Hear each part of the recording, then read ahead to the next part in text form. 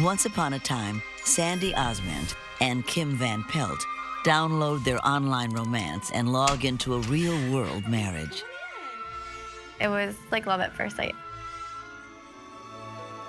It's a dream come true for her. Oh my God.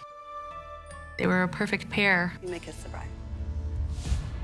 But less than 2 weeks later, their love connection tragically times out. Calm down. Sandy? I don't think there is any words to describe the feeling that we felt. I was speechless. I was like, oh my God. I start crying, start freaking out. Oh my God. It was horrifying. There was blood splatter everywhere. Who do you think you are? The case was being changed from a missing person to possible homicide. Steak and saute. For this couple, the honeymoon is over.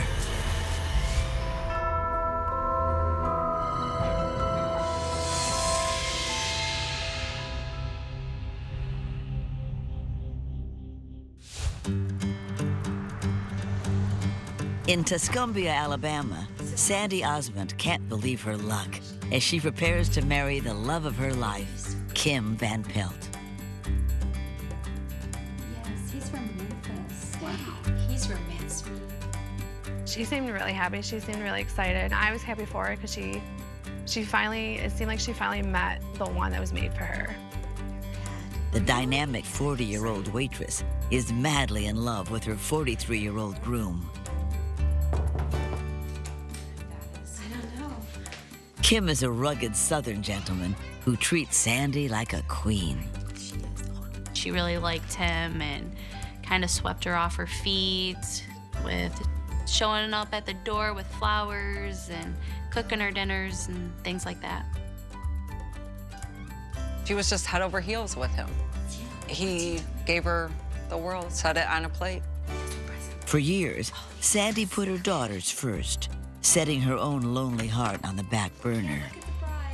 She worked her butt off to provide for her kids and make sure they had the things they needed.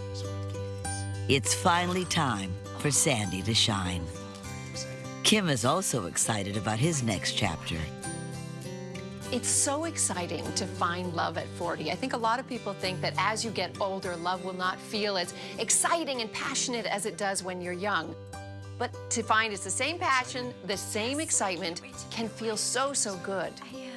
The two connected online, and within weeks, their virtual winks turned into the real deal. And now, Sandy and Kim see a blissful future together. But just 2 weeks later, a bitter chill invades the newlyweds' happy home. My wife, I don't know where she is. She's missing. Kim contacted the local sheriff's department. He was frantic. His wife, Sandy, had gone out that morning to run some errands. She never came home. Okay, take a deep breath. Honey, oh, wait. Gotta give you a kiss goodbye first. Oh. She always called. So this was out of the ordinary. Try calling her. Kim contacts Sandy's friends and family, but no one's heard from her. It's very unusual for Sandy not to communicate with her friends, her family, to keep in touch. So when she didn't call, people started to get worried. And by nightfall, her silence is deafening. I really didn't know what could have happened. Maybe she was just out, nobody could just get a hold of her. It's possible her car could have broke down. What happened to Kim's beautiful bride so soon after they pledged their undying love? Sandy grows up in a small town outside of Detroit, Michigan.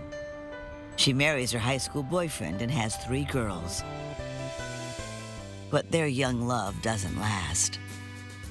When my parents got divorced, it affected her because it felt like she lost a part of her. She didn't seem herself. But I knew it made her stronger. Despite her heartbreak, Sandy makes sure her daughters are top priority. My mom was involved with us in sports. She coached my little sister's t-ball. She played with her. Took Tara to ballet classes. She was there with dances for us, always there helping us get ready. The single mom also works as a waitress, leaving little time for romance. Sandy didn't really date a lot. She was focused more like on her job and her family. We were starting to grow up, and she was realizing, well, they're not going to need me as much, so maybe I should find somebody for myself.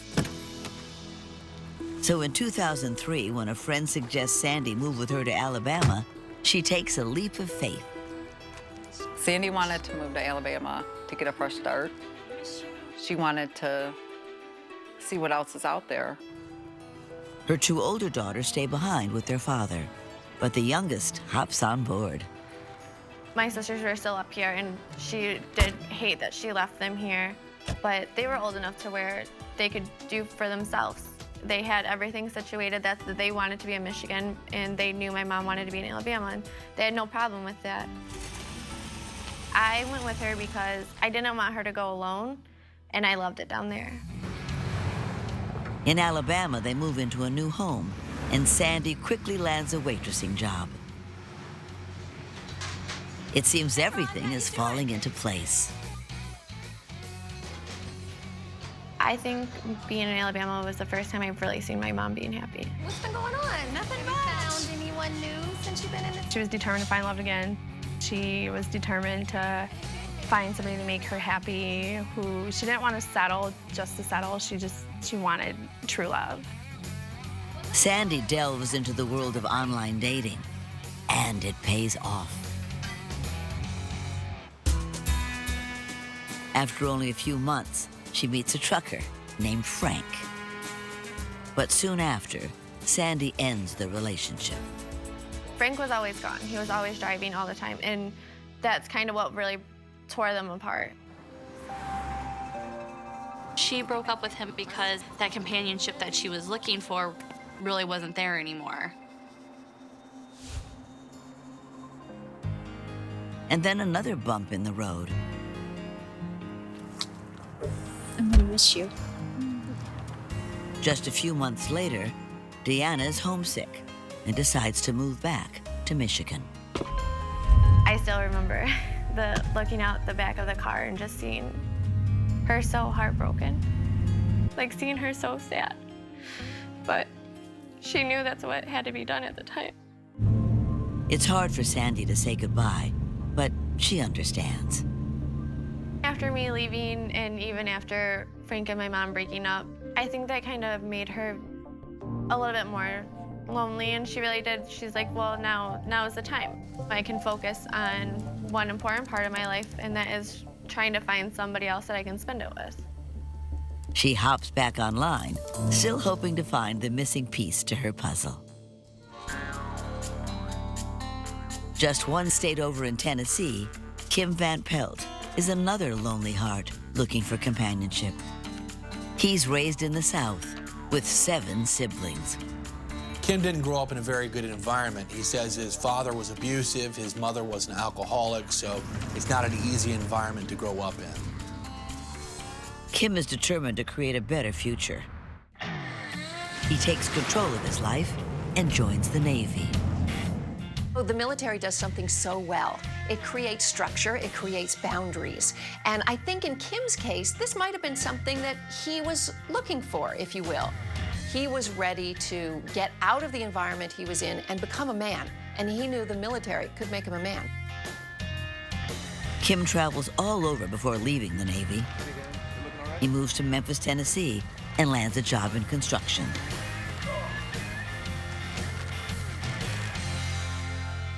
He starts online dating, meeting women in different websites, online dating services.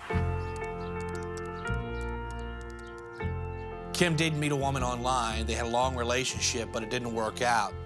So he put himself back online, back on the market to see if he could find true love. In late August 2004, Kim comes across Sandy's profile and is mesmerized. She is just as intrigued.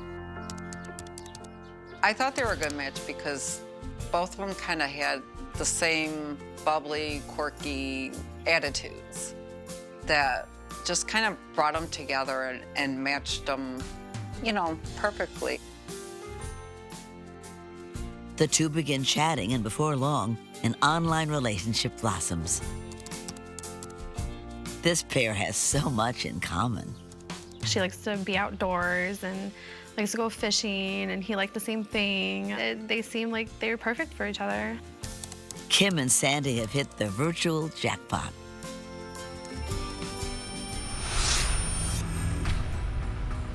But now Kim fears his luck is turned. At the station, he is worried. She always answers her phone. She answers her texts. I don't know what's going on. When you have a loved one missing, your mind goes in a million directions. You imagine every bad thing possible. I remember telling Kim to contact me if he heard anything from Sandy or her friends. And I would contact him if something had developed on my side. They tell Kim it's too early to panic. Because Sandy had been missing less than 24 hours, it's not unusual for a spouse to be out and return later. So police told Kim to stay calm, keep calling Sandy, and hopefully someone would hear from her or see her soon. But for Sandy's loved ones, something feels terribly wrong. Where is Sandy? Is she in trouble? Or is it much worse? 2 weeks after Kim and Sandy Van Pelt get married, the new bride leaves to run an errand and never returns.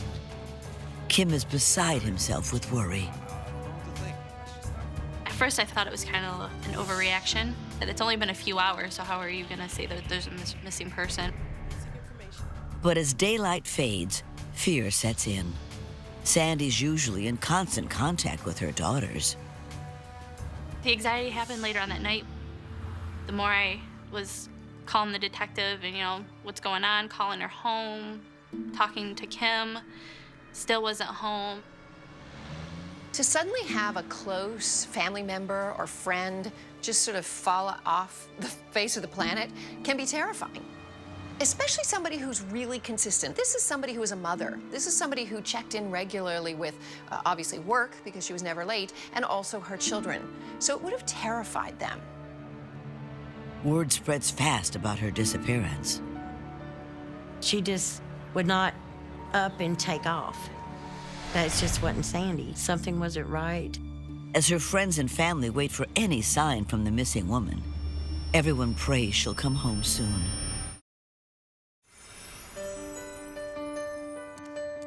Months earlier, Sandy's crazy about her new online match, Kim.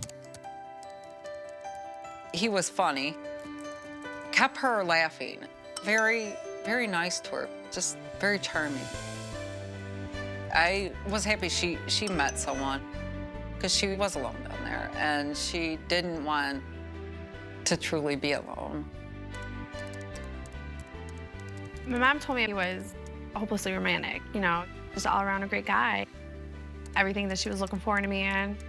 The more Sandy and Kim chat, the more they realize this is something special. They were both outgoing, liked travel. They both liked adventure. He liked to go camping, so that was another thing she loved about him. My mom said that he was kind of like her. He was just a happy person. He was upbeat. Sandy and Kim went very quickly into a conversation cocoon. They were talking daily, online and telephone. There wasn't a lot of static or interference from anybody else. It was just the two of them figuring out that they were a lot alike, and they grew a bond very quickly. After weeks online, they're both eager to finally meet in person. So on Labor Day weekend, Kim drives 6 hours from Memphis to Sandy's home in Alabama. She is excited and nervous. She probably tried on 100 different outfits before she picked out the right one, because everything had to fit perfect. She was very nervous, excited, hoping maybe this would be the one for her. She didn't know which way would it go. Would it take off right away when they met in person, or would it go the opposite way?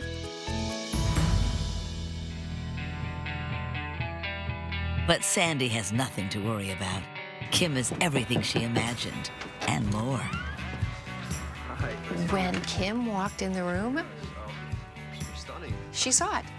The thing she'd been looking for. It was love, really, at first sight. He looked and talked the way that she always imagined her man would be.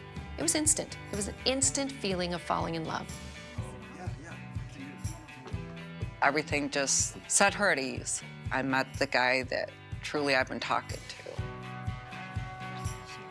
Sandy had a great time with him. She asked him, to stay the weekend so we can get to know each other better, and things progressed from there.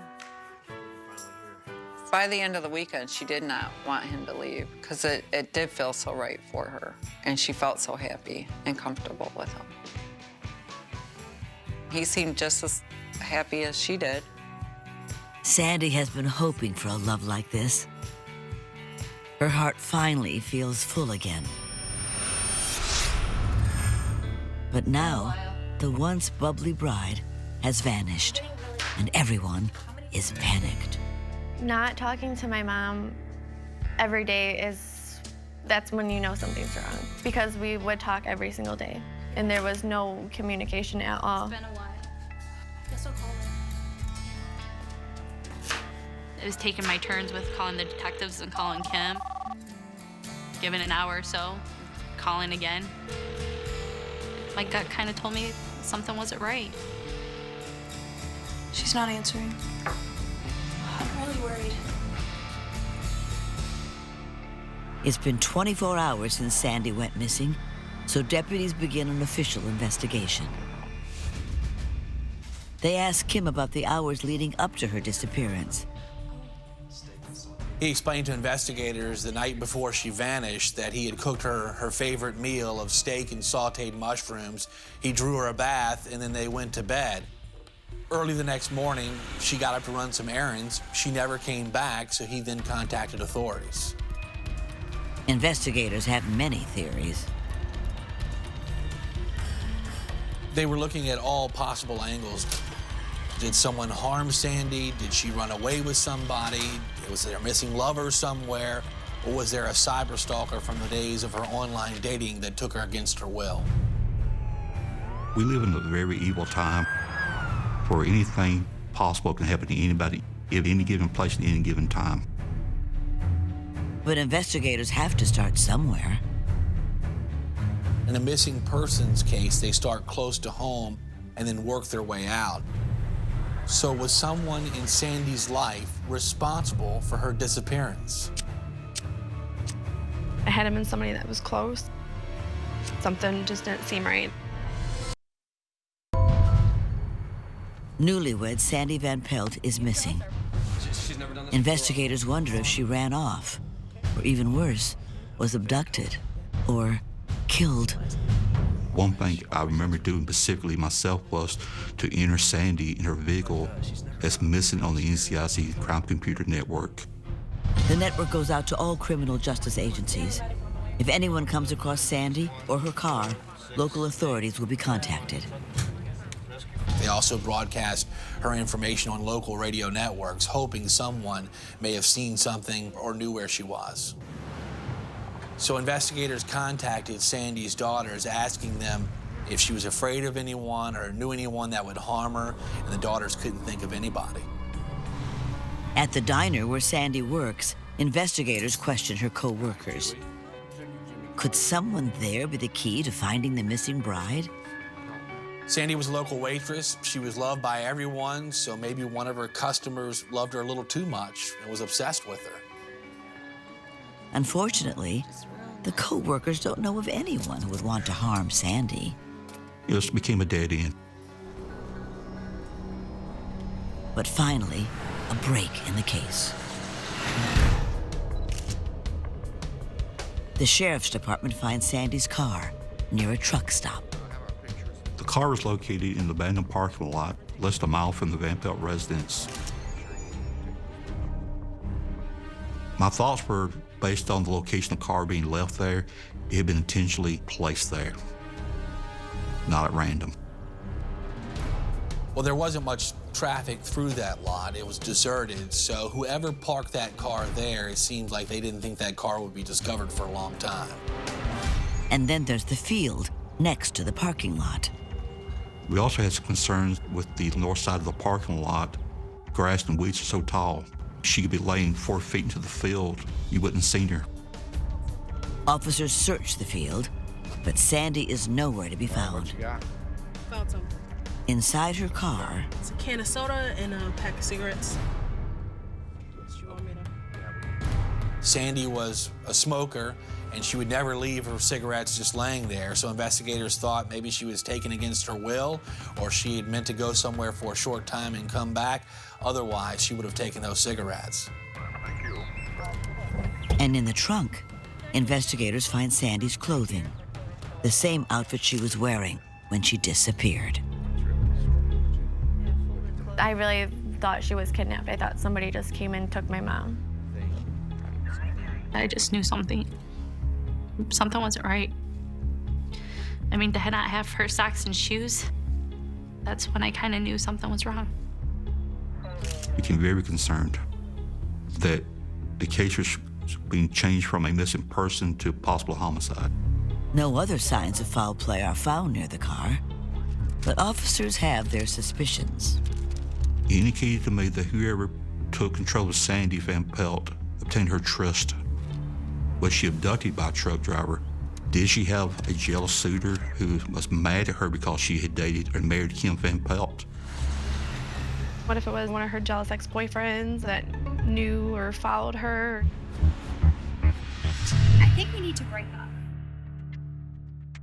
Sandy's ex-boyfriend Frank comes to mind, but Frank lives hundreds of miles away.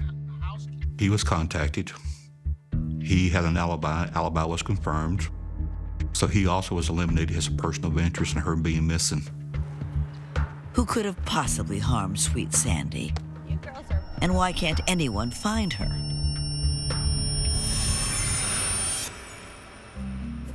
Just months earlier, Kim and Sandy are making their long-distance relationship work. My mom and Kim did live in separate states. They lived around 6 hours apart, but they made an effort every week, every weekend to see each other. And there's no limit to Kim's sweet surprises. I remember her telling me one story about how he was supposed to be working and she got a knock on the door and he was there with roses. Kim promised Sandy the world. He promised her love, happiness, everything that she's ever wanted. I recall Sandy saying, "I found my Prince Charming." He was hopelessly romantic. My mom was very smitten. She was head over heels for him. The girls want to meet Kim, but although Sandy's in love, she's hesitant. She did want to get to know him better first to make sure that we would like him, we would approve of him, and just to see how it would go with us. Soon, Sandy is asked to transfer to another diner, only 150 miles from Kim. She's thrilled and immediately accepts. She moves into her new home with a little loving help from her main man. Kim helped Sandy move. He had a pickup truck, helping her carry like the big stuff. Sandy was just head over heels. Kim was so in love with her too. He used to say how much he loved her, he adored her. "You're my world, you're my everything." At her new job, Sandy is welcomed with open arms. She was real bubbly, happy, and a hard worker. The customers loved her. She got along with everybody. On her breaks, she gushes to coworkers about her amazing boyfriend. She said they laughed together. And when he would come into the restaurant, she'd sit over there with him and they was all lovey and holding hands and happy. Kim would make Sandy feel that she was important. She was his number one, and like putting her up on a pedestal. He would surprise her with all kinds of things, with coming home and having dinner cooked. Just little surprises here and there. Kim would draw her baths for her at nighttime after she come home from work. He cooked for her. She found her happiness again. She was feeling loved. Somebody was giving her the attention that she wanted and that she deserved and needed.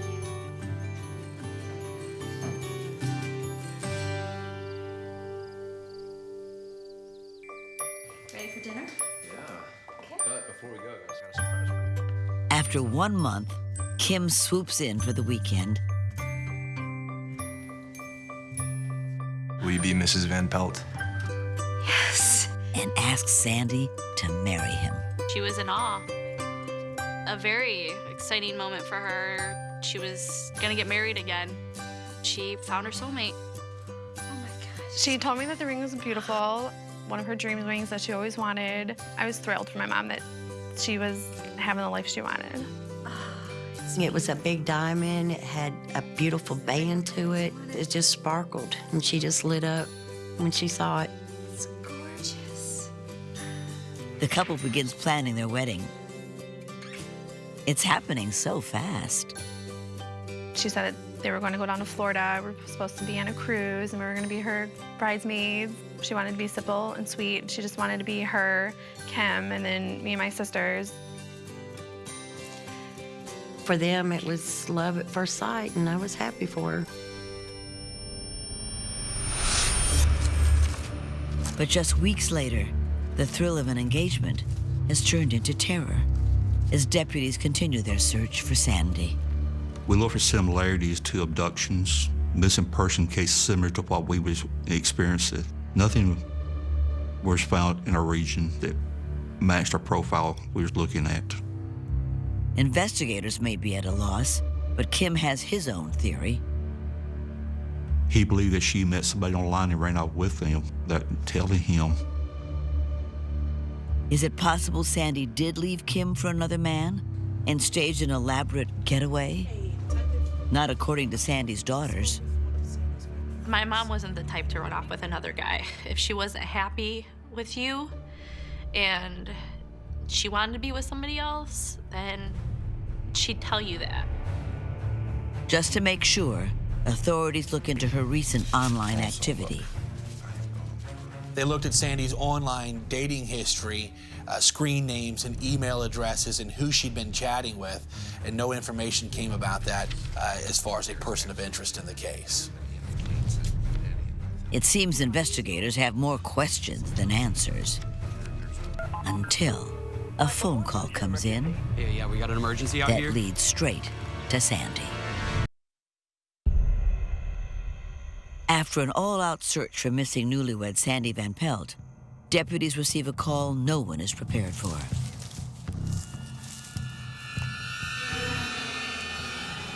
A nude female body has been found 60 miles from Sandy's home.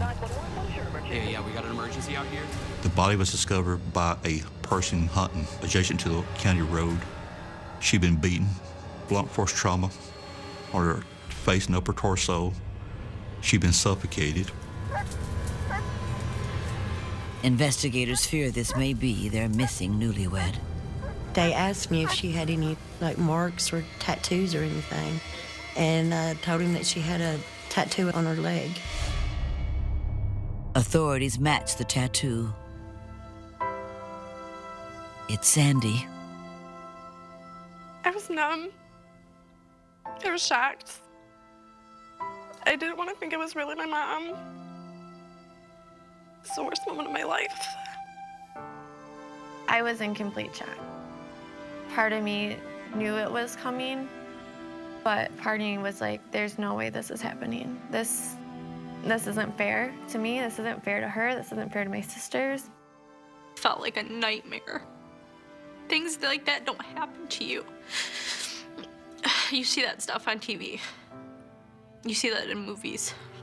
That doesn't happen to you. Authorities bring Kim into the station to deliver the heartbreaking news. Kim, I'm sorry to have to tell you, but a body has been found, and it's been identified as your wife, Sandy. I mean, positive that's her. Kim became distraught, cried some, began to ask what had happened. For Kim, I mean, he had been so dedicated to finding her. I'm sure a part of him still hoped that his bride would be found. But to have her be found in this condition must have been devastating. Deputies have more questions, so they keep an emotional Kim at the station while they continue their investigation.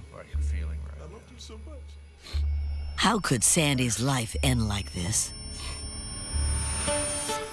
Especially since just a month earlier, the happy couple is planning their upcoming wedding. Sandy wants Kim to meet her daughters before the big day. They make plans to visit Michigan and see the girls over Thanksgiving. She was really excited. She was looking forward to seeing her daughters. She couldn't wait to come and introduce the man that she's gonna marry to her family, to her kids, and show how truly happy she was. Shortly after, Kim moves in with Sandy, and he has a change of heart about their wedding cruise. Listen, I think we should get married. Like, this week. What do you think? Really? He suggests going to the courthouse and getting hitched right away. She was hesitant because she wanted her daughters to meet him first. And then on the other hand, she was ready, you know, to have the man she was gonna marry and them to start their life together. On November 8th, they tie the knot in an intimate ceremony. She came into work and she said, I got married. And we was like, all just what? We was really shocked. It was simple. They went to the courthouse and that was it. She sounded very happy. It was what she wanted. She was gonna surprise her kids. Sandy tries hard not to give away her exciting news to the girls. She wants to surprise them in a few weeks during their visit. I could tell that she was happier about something, but I was thinking maybe it was, oh, well, I'm going to see my daughters. 3 days after the wedding, Kim shows up at Sandy's work. Hey, what brought you by today? Remember those insurance papers I was telling you about? Yes. She said that he had an insurance policy, wanting her to sign it. He stayed there probably about an hour, hour and a half. He wouldn't leave until she signed it. I need you to go ahead and read through it and sign it for me, okay? Okay. Can I look right. at it? Yeah. And we started questioning her, well, why is he bringing an insurance policy up here to your work? I mean, isn't this something that y'all could discuss in private? When he left, we were just kidding around with her, and we told her, you know, right then that she had better watch her back. She just looked at us and said, no, don't say that. You know, she just laughed it off. Oh, you guys, you're being silly now. When Kim brought in that life insurance policy to the diner, just a few days after they got married, obviously there was a part of her that might have been suspicious, but he was also taking the role of a man. You know, I want us to be protected, I want us to do the right thing. So it was confusing for her, but she still trusted her husband. But over the next week, things start to get even more peculiar. She had told us about a book she had found in his briefcase, and it was on how to change your identity. She was kind of shocked, like, what is this for? And that's when she started, like, not really talking about their relationship at home. We told her, like, you need to check into it, you know, find out more about him. At work, people notice a shift in Sandy's normally outgoing personality. She didn't seem like she did when she first met him. I could tell something was off, but Sandy always said she was happy. On their last night together, Kim cooks Sandy a romantic dinner. It's her favorite, steak with sautéed mushrooms. 1 minute, she's finding a book on how to change your identity. The next minute, her husband is cooking her favorite meal. Things just aren't adding up.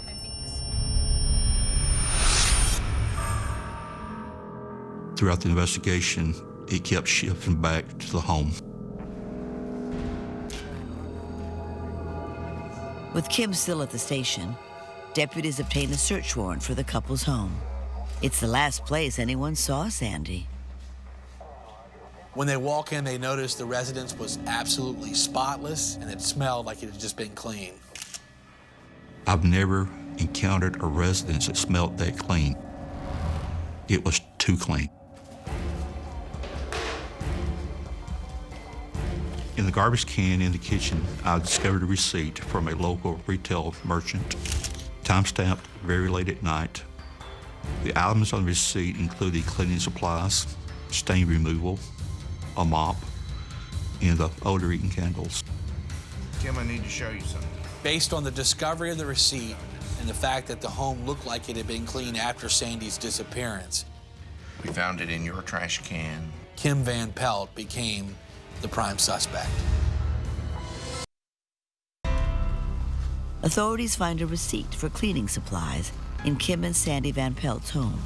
A timestamp on the receipt shows the items were purchased around the time of Sandy's disappearance. Had something sinister been scrubbed away? It showed intent to cover up the crime scene, trying to hide a secret. And over at the station, Kim, I need to show you something. the groom has been acting awfully suspicious. What is that? We found it in your trash can. Tell me what happened the night that Sandy I don't know. That's not mine. He became agitated, I don't know what that is. What is this? not like the devoted, loving spouse would act. I don't care about that. Just get it away from me, all right? Kim, I need you to tell me what happened the night before Sandy disappeared. The tears that he was shedding Putting this off. was not like real tears of sadness, more of an act. Investigators have a strong hunch Kim is their murderer and that he did the deed right in his own home. Based on the discovery of the receipt and Kim's reaction when he was informed of Sandy's death, the probable cause affidavit was filed, which he was formally charged with Sandy's murder. But deputies still need physical evidence tying Kim to the crime. Who bought those cleaning supplies? Video footage from the store confirms their suspicion. The person making the purchase was Kim Van Pelt. Next, authorities spray the couple's master bedroom with luminol, and what it reveals is horrifying. You can see blood splatter. You can see the stains on the carpet. You can see the violence that had occurred in that bedroom that led to Sandy's death. At the lab, Sandy's autopsy results are in. The undigested contents of Sandy's stomach were steak, sauteed mushrooms, which is consistent for the meal prepared for her by Kim Van Pelt on the evening he last saw her.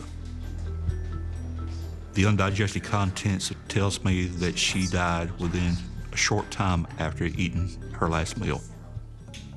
This discovery does not match Kim's story, does not match his timeline. His alibi for her being missing, running an errand, was all fictitious. Kim's lies were exposed. He was arrested and charged with killing his new bride, the love of his life, Sandy Van Pelt. The news is devastating. It's like your heart is being ripped out of your chest when you find out who's doing it. It's like the one person that my mom relied on at the time. That was her comfort. That was her backbone. That was her sidekick, her other half. The feeling that we felt, it was beyond outraged. It was, there's no words. He took a person with a big heart and took her advantage of her. In December of 2006, Kim goes to trial. His online girlfriend before Sandy takes the stand. 1 week before Kim married Sandy, Kim sent an airline ticket to his previous girlfriend, trying to get her to come back to him to reestablish their relationship. The ring that Kim Van Pelt gave Sandy was the same ring he had given his previous girlfriend. She recognized it by the designer band that she had designed. And then Sandy's loved ones learn about more betrayal. Kim has an ex-wife and 2 children, a family Sandy never knew existed. I was speechless. I was like, oh my God, no. She did not know this. She did not know. What brought you by today? Those insurance papers. Prosecutors believe that Sandy never knew the real Kim and that he used her to collect her insurance money. Within 3 days of their marriage, he had her sign the life insurance policy, which set into motion a chain of events, which eventually led to her death. Kim was to receive over $200,000 over Sandy's death. Prosecutors lay out what they believe happened. After her last meal and sometime before dawn, Kim attacked. He was above her and struck her repeatedly and eventually suffocated her. Kim picked up Sandy's body, transported it in the trunk of her car to Marion County, Alabama. Then he took that car and parked it in that deserted parking lot, and they think he walked about a mile home, and later that day, that's when he reported her disappearance. It takes the jury less than 2 hours to deliberate. Kim is found guilty of capital murder and given the death penalty. I think he's a monster. I don't think he has a heart. I think he's just cold-blooded. I don't think he has any remorse for us girls. He took our mom away. My whole life has changed. I had the biggest part of my life taken away from me. He took away somebody that never got to see her grandkids. He took away everything. Sandy's loving memory will always remain alive in the hearts and minds of friends and family. I miss her voice, the smell of her perfume. Me and my son, my sisters will go to visit the cemetery, bring her flowers. I miss the I love yous. My mom didn't get to share my wedding day. I miss those moments that a mom should be there for her daughters. There's not a day that she's not on my mind. I know somebody's looking out for me, and I know it's my mom.